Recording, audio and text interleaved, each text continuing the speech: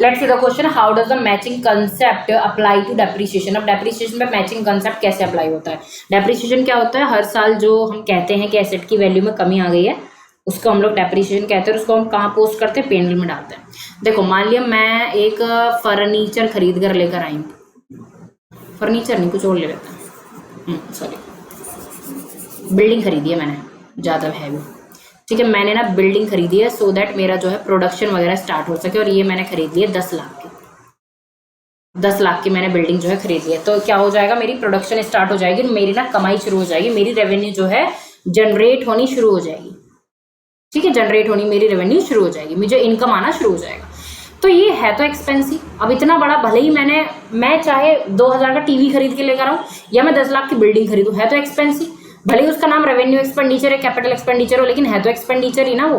तो इसको हमें क्या करना पड़ेगा, इसको हमें एक साल में ही एक्सपेंडिचर ना मान के हमें इसे बांटना पड़ेगा अलग अलग सालों में। कैसे, अब मैं सोच रही हूँ मेरी जो बिल्डिंग है ना ये 20 साल तक तो चल ही जाएगी, 20 साल तक मुझे इसमें कुछ करवाने की जरूरत नहीं पड़ेगी, 20 साल इसकी लाइफ में मान के चल रही हूँ, यूजफुल लाइफ 20 साल तक ये बढ़िया काम करेगी। तो मैं क्या करूंगी, मैं इसका जो खर्चा है वो 20 सालों में क्या कर दूंगी, डिस्ट्रीब्यूट कर दूंगी, है ना। इन 10 लाख को मैं क्या करूंगी कि मैं एक साल तो इसको राइट ऑफ नहीं कर सकती, एक साल तो मैं इसको डायरेक्ट P&L में नहीं दिखा सकती, ठीक है। 10 लाख का खर्चा है तो फिर मेरे पास एसेट, वो मेरे पास एसेट भी तो है, ये मुझे फ्यूचर बेनिफिट देने वाली है। तो मैं क्या करूंगी, इसको 20 साल में डिवाइड कर दूंगी और मुझे हर साल कितना हो गया, 50,000, हाँ 50,000 जो है मैं हर साल एक्सपेंस में दिखाऊंगी, और इसको मैं क्या बोलूंगी, इसको मैं डेप्रिसिएशन बोलूंगी। हर साल इस वैल्यू में से 50,000 रुपए कम होते रहेंगे और 20 साल के एंड में कुछ नहीं बचेगा, ठीक है। तो मैंने क्या किया, मैंने अपने खर्चों को डिस्ट्रीब्यूट कर दिया यूजेबल लाइफ में। उसकी बिल्डिंग की जो यूजेबल लाइफ है, यानी जितने साल तक मैं बिल्डिंग को अच्छे से यूज कर सकती हूँ, उन सालों में मैंने इस एक्सपेंस को डिस्ट्रीब्यूट कर दिया, और इसको हम क्या कहते हैं, डेप्रिसिएशन।